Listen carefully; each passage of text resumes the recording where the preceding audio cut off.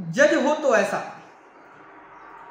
अभय अशोक ओका एक ऐसे जज जिन्होंने करीब 22 साल तक एक जज के रूप में काम किया। हाई कोर्ट से सुप्रीम कोर्ट तक उन्होंने अपनी सेवाएं दी। सुप्रीम कोर्ट में उन्होंने 3 साल तक अपनी सेवाएं दी। इस दौरान अगर उन्होंने कुछ जोड़ा और उनके पास रिटायरमेंट के बाद अगर कुछ संपत्ति बची तो वह बची केवल इंसाफ और ईमानदारी। ऐसा हम क्यों कह रहे हैं? क्योंकि 24 मई 2025 को अभय अशोक ओका सुप्रीम कोर्ट के जज से सेवानिवृत्त हो गए और उनके पास अभी कुछ मिला है तो वह केवल सरकारी वेतन से बचा हुआ कुछ योगदान। नमस्कार, मैं अनुराग और आप देख रहे हैं जर्नलिस्ट कैफे का डिजिटल प्लेटफॉर्म। बता दें कि सुप्रीम कोर्ट में जजों के रिटायर होने के बाद जहां पर सरकार में पद लेने की होड़ मची है, ऐसे में इस आधुनिक दौर में 3 जजों ने यह ऐलान कर दिया है कि वह सेवानिवृत्त होने के बाद वह कोई भी सरकार में पद नहीं लेंगे।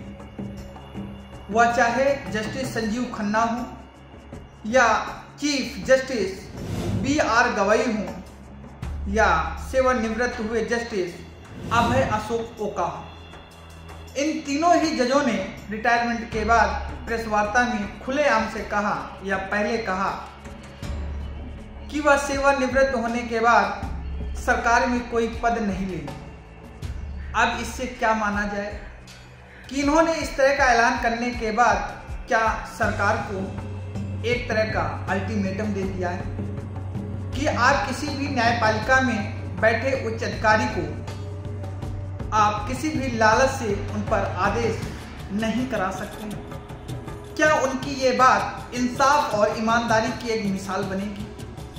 कुछ ऐसा ही कार्यकाल अभय अशोक ओका का रहा है।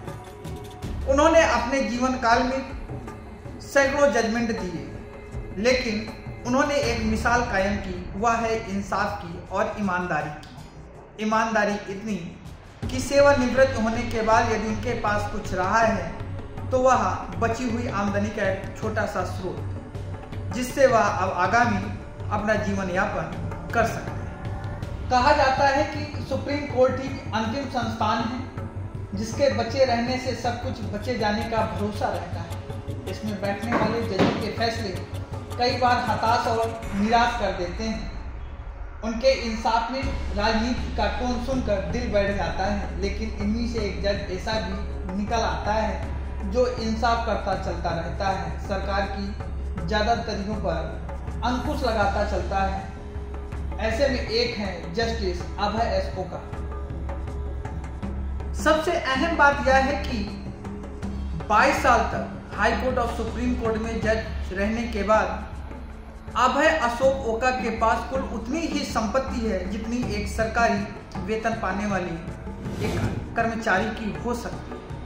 तो कुछ ऐसी ही कहानी है अशोक अभय की। तो यह कहानी आज सबको बतानी चाहिए कि भारत में ऐसे भी जज हैं और ऐसे हो भी सकते हैं। इतना ही नहीं, अपने फेयरवेल स्पीच में अभय एस ओका ने कहा कि मैं कुछ सुझाव देना चाहूँगा। सुप्रीम कोर्ट से ज़्यादा लोकतांत्रिक तरीके से काम हाई कोर्ट करते हैं, हाई कोर्ट कमेटियों के जरिए काम करते हैं, जबकि सुप्रीम कोर्ट CGI केंद्रित कोर्ट है। इसमें बदलाव की जरूरत है। या बदलाव आप नए चीफ जस्टिस CGI गवई के कार्यकाल में बदलाव देखेंगे। CGI खन्ना ने हमें पारदर्शिता के रास्ते पर आगे बढ़ाया। जस्टिस गवई के खून में लोकतांत्रिक मूल बदलाव शामिल है और यह आपको देखने को मिलेगा। वहीं चीफ जस्टिस BR गवई ने कहा कि हमारी यात्रा एक साथ शुरू हुई, लगभग एक ही समय में जज बने। जब जस्टिस गवई ने सुप्रीम कोर्ट में पदोन्नत होने के बारे में कहा तो जस्टिस ओका ने कहा कि वह अपने मित्र को मुख्य न्यायाधीश बनते देखकर सबसे अधिक खुश है। तो कहने का मतलब है कि भारत में आज भी ईमानदारी की मिसाल है और उसमें अब कुछ ही लोग ऐसे बचे हैं जो इस मिसाल में कामयाब होते अपना नाम कमा रहे हैं। कुछ ऐसी ही खबरों को देखने के लिए बने रहें जर्नलिस्ट कैफे के डिजिटल प्लेटफॉर्म में। तब तक के लिए नमस्कार।